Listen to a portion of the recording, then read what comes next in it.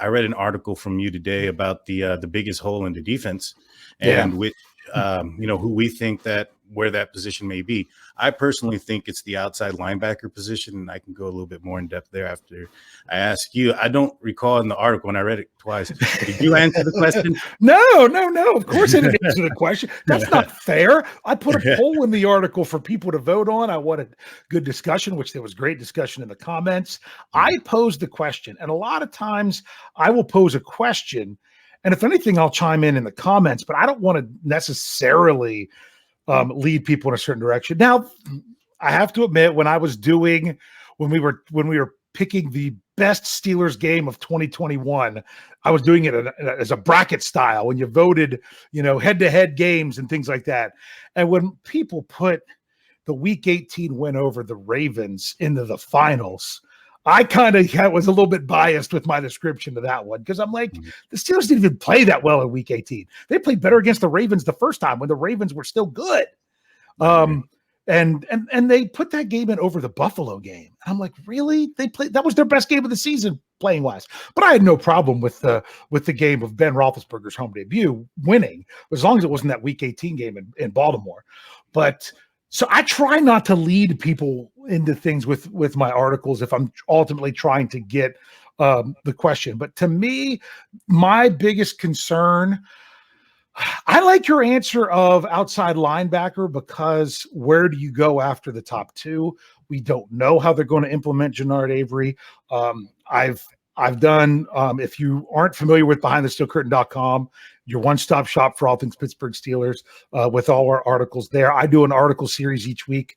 It's with Jeffrey Benedict. It's called Steelers Vertex. I look at the stats line. He looks at the film line, and they come together at a single point. That's the Vertex. It's nice and nerdy. And we looked at Derek Tuska or Tuska, or however Jeff sometimes says Tushka. I think it's Tuska. And could he actually be a guy that could be the rotational guy? He really showed some stuff at the end of last season, but not as an every down guy. If you're worried about injury, then you have some problems. But see, it's a lot harder when it comes to something like cornerback than outside linebacker, because cornerbacks, those guys generally stay on the field the whole time unless they're the sub package guy. The starters are a lot of times get 100% of the snaps. So I could see where people were concerned at corner because you don't have that glaring number one guy like they've had with Joe Hayden since 2017. So that's a reasonable answer. I'm probably the most concerned, in all honesty, I'm going to go with inside linebacker because Miles Jack, I feel, is a more athletic version of Joe Schobert, but once again, it's someone that the Jaguars didn't want, just like it happened last year with Schobert.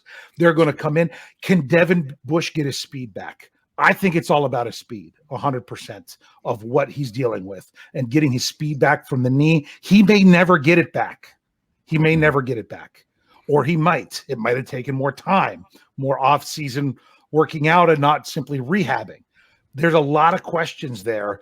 And although they have a lot of bodies at that position, I don't know that they have someone like last year when people are like, why do they keep Devin Bush out there? Why don't they bench him? Why don't they?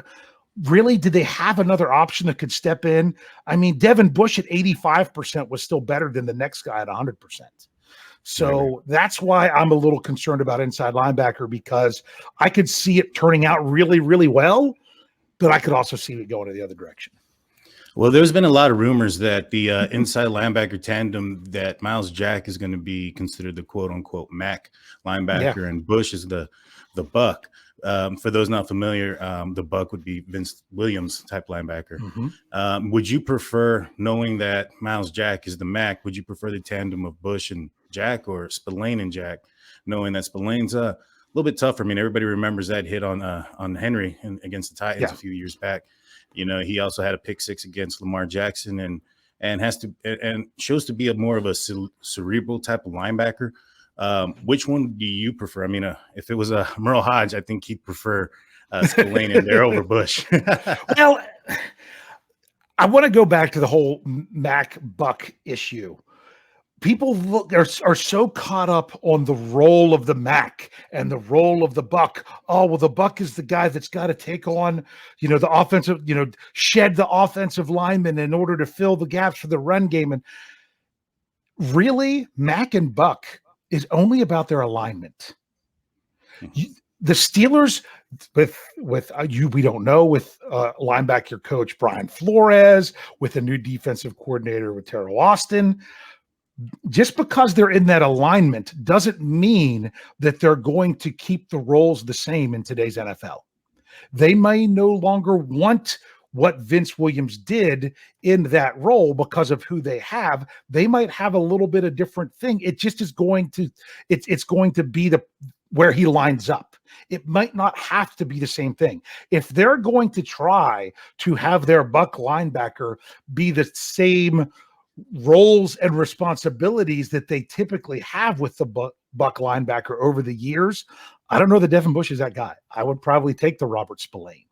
But to me, saying that Bush would be lined up there, I don't think they're going to be doing the same kind of things. I really don't. And I'm really curious to see what they're going to do because I'm not really sure.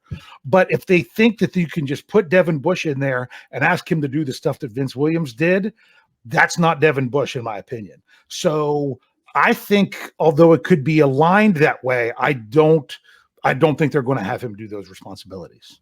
So then when we play against a Baltimore Ravens team that's very physical, puts in a heavy offense and wants to run the ball, or we going up against a Nick Chubb that we're going to need a physical linebacker, are those games that we may not see Devin Bush as often, do you think? Or do you think he might? How do you think that's going to happen? There's a lot of stuff you could do. There's a lot of stuff that they could do. And honestly, you really want to know the truth? I'm not worried as much about, let's say, the Ravens. Mm-hmm.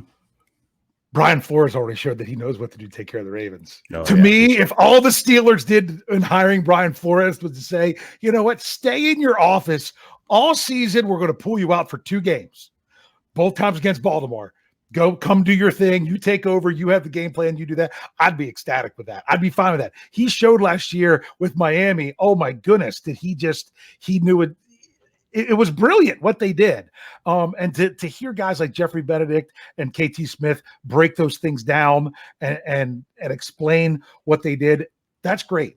So to me, when you go up against somebody like a Cleveland or a Baltimore with the possible rushing attack, I could see them utilizing even more players, like using another safety like KZ a lot, and playing 3 safeties and having someone like a Terrell Edmunds way up in the box, acting as another speedy linebacker, if you really want to think of it. So then you're talking about, do you really have the big physical bruiser? No, but if you instead you have 3 speed guys, that's a whole different element to have to defend as well. So I think that the Steelers, it's all about the game plan. That they wouldn't have to necessarily come in with the Spillane, or they could go with a 3 linebacker look, or they could even do the whole Jannard Avery coming in and filling in where Melvin Ingram used it a little bit last year when they had Ingram, Highsmith, and Watt on the field together with various things. I can see the Steelers mixing up their personnel and asking players to do things that we don't normally see from them in order to try to combat some of these offenses that you don't see all the time, combat them with defenses you don't see all the time. So they could go, that's one of the multiple ways they could go, where they could say, hey, Devin Bush might not even see 50% of the snaps in a game like that. Yeah, and those are the games that kind of worry me, is when it comes down to the physical game, or when we have to have him cover a receiving type tight end, a tall one especially. But we'll see. I mean, I've often said that I think that Brian Flores is going to bring out the best in the tandem of Devin Bush and Miles Jack. Last year, Jerry O, who was their position coach, wasn't there due to a death in the family, and so his wife that played huge, for that position alone. And so there's no excuses this year coming into it. He's got his position coach as far as Devin Bush goes. He's already another year removed from his injury. It's really a prove it year for him.